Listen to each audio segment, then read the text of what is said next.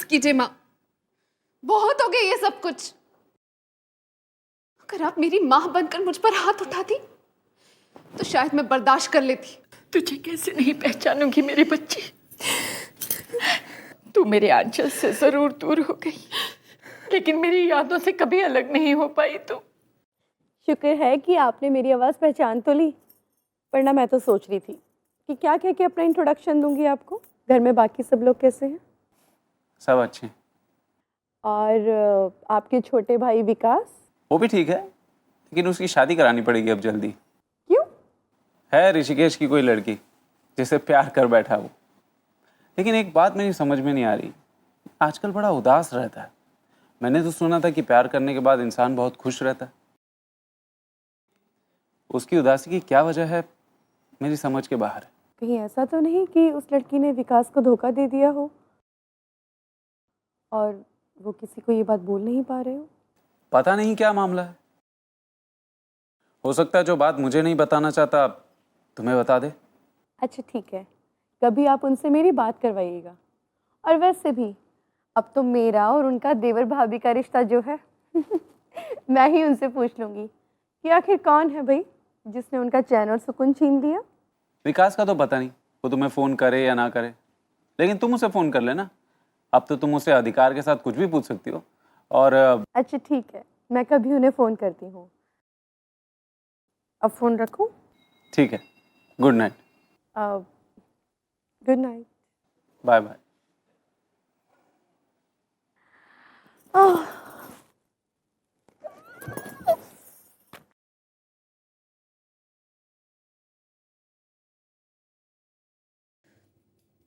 पता है माँ,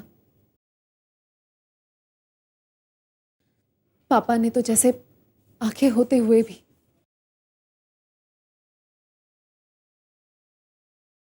मेरी हालत ना देखने का फैसला कर लिया था। मैं पूरे पूरे दिन उन्हीं के सामने काम करती रहती, लेकिन उन्हें इस बात की कोई परवाह नहीं हुई। मुझे दूसरी जगह से जानकारियां मिल रही थी। हाथ तो ये थी माँ कि सबकी हर फरमाइश पूरी होती थी, लेकिन मैं कभी अपनी जुबान से कह ही नहीं पाती कि मुझे क्या चाहिए।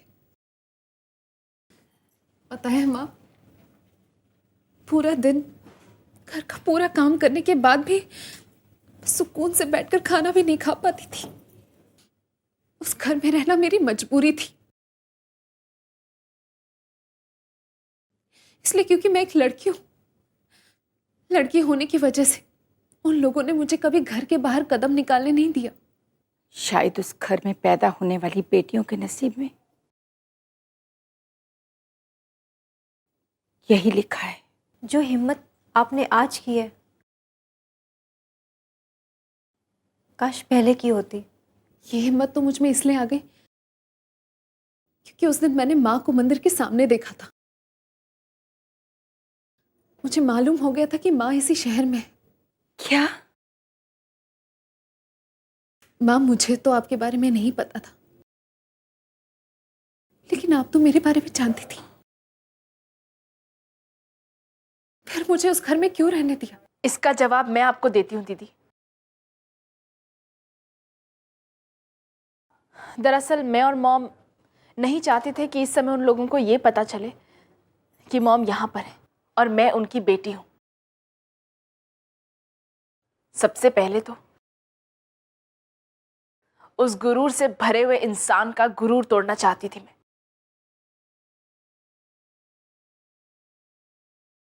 जो बदकिस्मती से हमारा बाप है। और उसके बाद सही समय आने पर मैं उसके सामने आती और उसे यह बताती कि उसके बेटों को हर मोड़ पर शिकस्त देने वाली और कोई नहीं, उनकी अपनी बेटी है। मैं, काम्या। हाँ, काम्या ठीक कह रही है श्वेता। मैं यही सोचकर खामोश रही कि कुछ दिनों में तुम्हें अपने पास बुला लूंगी, लेकिन ईश्वर की मर्जी देखो, तुम खुद मेरे पास आ गई। अब आप देखिएगा मॉम, अब हम दोनों बहनें मिलकर उनके किए गए जुल्मों का हिसाब चुकाएंगे। मेरे बच्चे,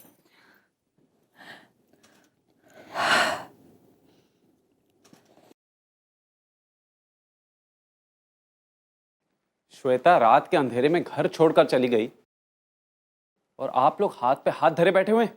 तो क्या करती, कहाँ ढूंढने जाती उसे?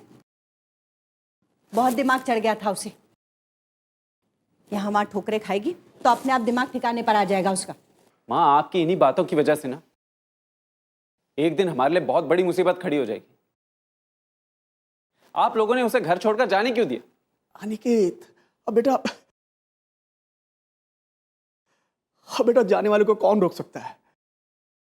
बेटा हमने उसे बहुत समझाने बुझाने की कोशिश करी, बेटा रोकने की भी कोशिश करी, पर वो मानी नहीं बेटा। फिर बेटा हम चुप होकर कर भी क्या सकते हैं बेटा? अब यही सोचकर कि आ गए राम जी की मर्जी। तुम्हें नहीं मालूम अनिकेत बेटा कि वो जीजी को कैसे उल्टे सीधे जवाब दे रही थी? क्या हुआ होगा ये मुझे नहीं मालूम, लेकिन ये बात पक्की है कि कोई इतनी बड़ी बात हुई होगी जिसकी वजह से उसे घर छोड़कर जाना पड़ा। आपने उसे घर से निकाला या वो खुद घर छोड़कर गई, दोनों ही सूरतों में गलती हमारी ही मानी जाएगी।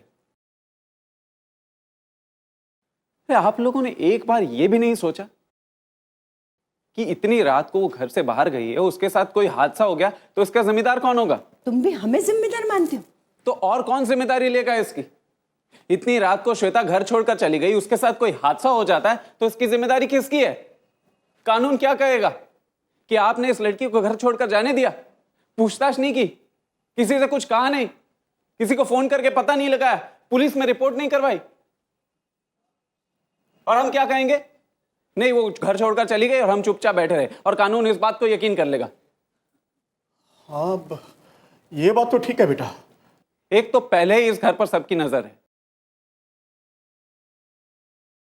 एक मामला ठंडा नहीं हुआ कि यह दूसरा मामला और शुरू हो गया।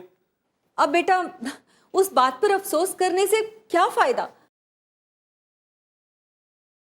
अब तुम हम सबको ये बताओ कि आखिर करना क्या है? वो अगर घर छोड़कर गई है तो इस मामले की रिपोर्ट हमें पुलिस में देनी होगी ताकि बाद में हमारे ऊपर इल्जाम ना आए। क्या बात पुलिस तक पहुंचेगी? हाँ, इस बात को पुलिस तक पहुंचाना ही होगा। हमें श्वेता की गुमशुदगी की रिपोर्ट पुलिस में लिखवानी होगी। हाँ, ये बात तो है बेटा। अगर इसके अलावा और कोई चारा नहीं है, कर दो पुलिस में रिपोर्ट। आगे राम जी की मर्जी। पुलिस में इस मामले की रिपोर्ट करवानी पड़ेगी। अब पुलिस ही श्वेता को ढूंढ कर लाएगी। अरे जीजी, ये तो वही बात हो गई कि लौट के बुद्धू घर को आए। अब श्वेता की गुमशुदगी की रिपोर्ट पुलिस में की जाएगी। फिर पुलिस जोरों शोरों से श्वेता की तलाश शुरू कर देगी और फिर वो किसी बाग बगीचे में मिल जाएगी और पुलिस उसे पकड़ के घर ले आएगी और घर आकर फिर वही कहानी शुरू हो जाएगी।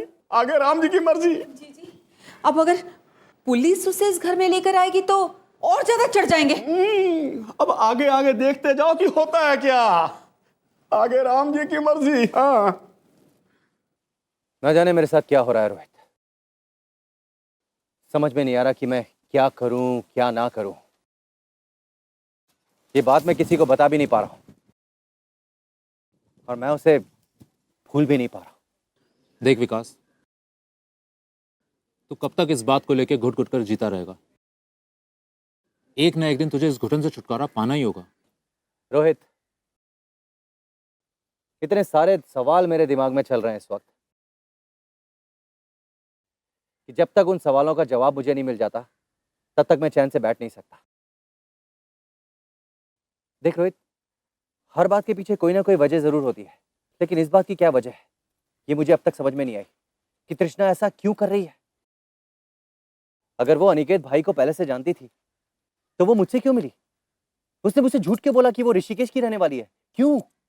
यार कितनी लड़कियां इन सब खेल में दिलचस्पी रखती हैं। तू अगर देखेगा तो प्राइवेट फ्रेंडशिप साइट्स, ट्विटर, कितनी लड़कियों ने वहां पर अपनी फेक आईडी बना के रखी हुई है यार। और यहाँ तक कि उस पर पिक्चर भी किसी और की लगा के रखी हुई है, और उसी आईडी से फिर वो लोग पता नहीं कितने लोगों के साथ प्यार और फ्रेंडशिप की बातें करती हैं, लेकिन कभी भी अपनी पहचान सामने नहीं आने देती। रोहित, मेरी और तृष्णा की मुलाकात किसी सोशल फ्रेंडशिप साइट पे नहीं हुई थी। हम लोग मिले थे, एक दूसरे के सामने प्यार का इजहार किया था हम दोनों ने। और आज ये सवाल मेरे दिमाग से निकल ही नहीं रहा। वो मुझे देख के एक अजीब तरीके से रिएक्ट करती है, जैसे वो मुझे जानती ही नहीं है। आखिर आखिर इस अजनबीपन की वजह क्या है रोहित? क्यों ऐसा कर रही है वो भी मेरे साथ? सिंपली मुझसे बोल देती कि नहीं, हमने जो मुलाकात हुई थी वो उसे भूल जाओ, तो मैं भूल जाता। That's it. ऐसा क्यों कर रही है वो?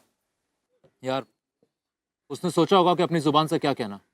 जब भाई से शादी हो ही रही है तो सब कुछ अपने आप खत्म हो जाएगा। नहीं रोहित, नहीं, मैं इस बात को खत्म नहीं कर पा रहा हूं। नहीं रोहित, नहीं। अगर ये बात भाई तक पहुंच गई ना तो बहुत बुरा हो जाएगा। मैं ये बात भाई तक नहीं पहुंचने देना चाहता कि ये वही लड़की है जो मुझे ऋषिकेश में मिली थी। ये वही लड़की है जिससे मैं प्यार करता हूं और जो अब मेरी भाभी बनने वाली है। रोहित, अगर अनिकेत भाई को इस बात का जरा भी एहसास हो गया ना, जरा भी, तो उन्हें 1 मिनट नहीं लगेगा ये डिसीजन लेने में कि उसकी शादी मेरे साथ हो जाए। क्या? हाँ रोहित, और मैं ये भी जानता हूं कि भाई मेरी खुशी के लिए अपना सब कुछ कुर्बान कर सकते हैं, सब कुछ। और मुझे ये भी पता है कि भाई उससे प्यार करने लगे, उनके दिल में उसके लिए चाहत है, और मैं उस चाहत को तोड़ना नहीं चाहता किसी भी हालत में नहीं। क्योंकि रोहित, मैंने अनिकेत भाई को आज ना जाने कितने दिनों बाद मैंने भाई के चेहरे पे मुस्कुराहट देखी। रोहित, मैंने उन्हें तकलीफ में देखा है। रोज भगवान से मैं ये प्रार्थना करता था कि भगवान मेरे भाई के चेहरे पे मुस्कुराहट लौटा दे, मुस्कुराहट लौटा दे। और आज जब उनके चेहरे पे मुस्कुराहट वापस आई है तो मैं इतना खुदगर्ज हो जाऊं कि वो मुस्कुराहट छीन लूं उनसे? नहीं रोहित, मैं चाहकर भी ऐसा नहीं कर सकता, नहीं कर सकता। अब एक्सक्यूज मी।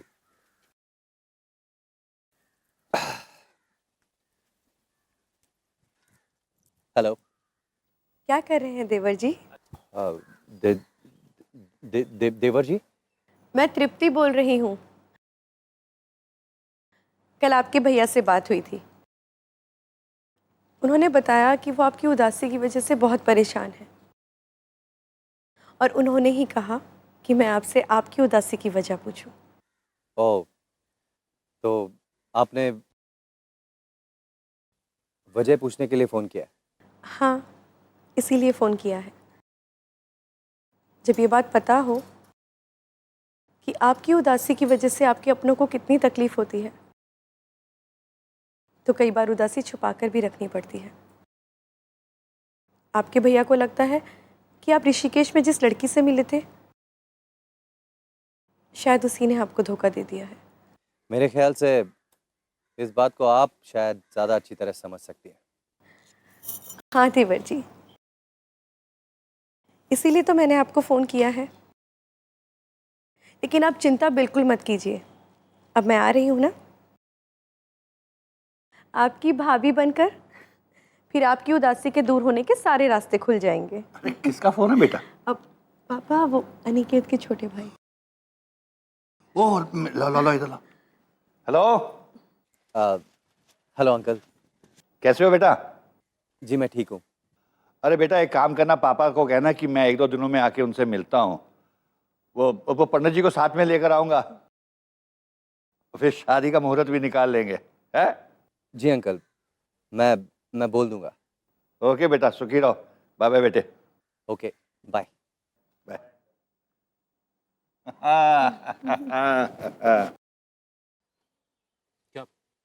क्या बात हुई तेरी? क्या कह रही थी वो?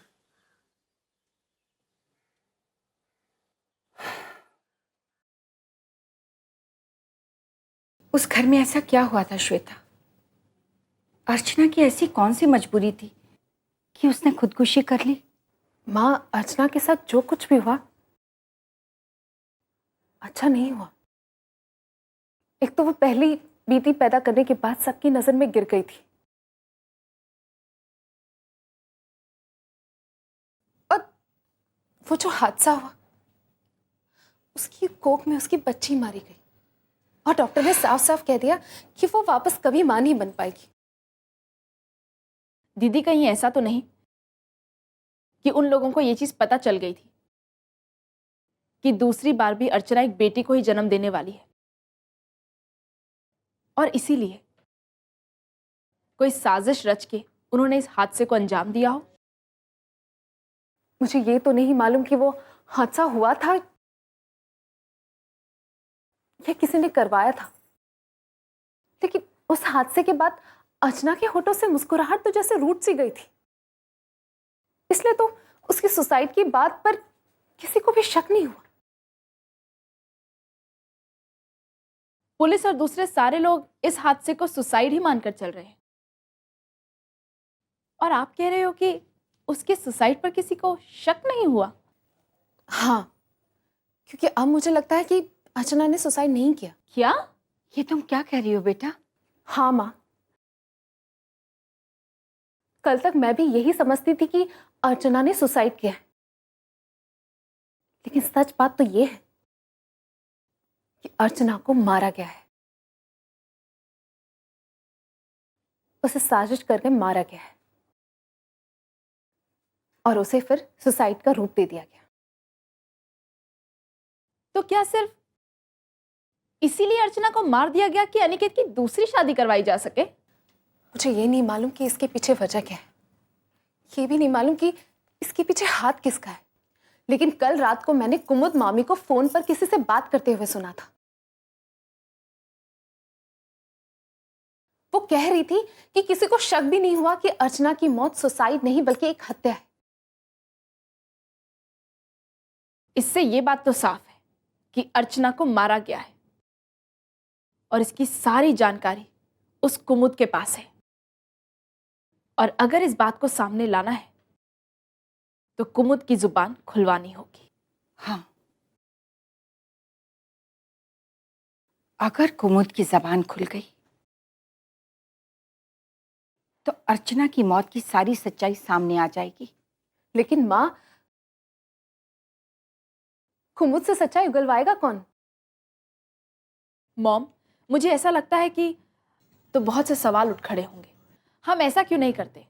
अर्चना के मम्मी पापा के जरिए हम ये बात पुलिस तक पहुंचा सकते हैं। तुम ठीक कह रही हो काम्या। ये आप क्या कह रहे हैं मिस्टर अनिकेत? ऐसा कैसे हो सकता है कि आपकी बहन बिना बताए घर से चली गई? ऐसा ही हुआ इंस्पेक्टर, इसीलिए तो आपको फोन किया है। अगर वो खुद घर छोड़कर गई हैं तो इसके पीछे जरूर कोई बड़ी वजह होगी, और अगर आप उनकी गुमशुदा होने की रिपोर्ट दर्ज कराना ही चाहते हैं तो आपको वो वजह साफ साफ हमें बता देनी चाहिए।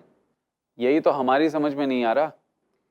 मिस्टर अनिकेत, क्या वो कोई खत लिख कर गई?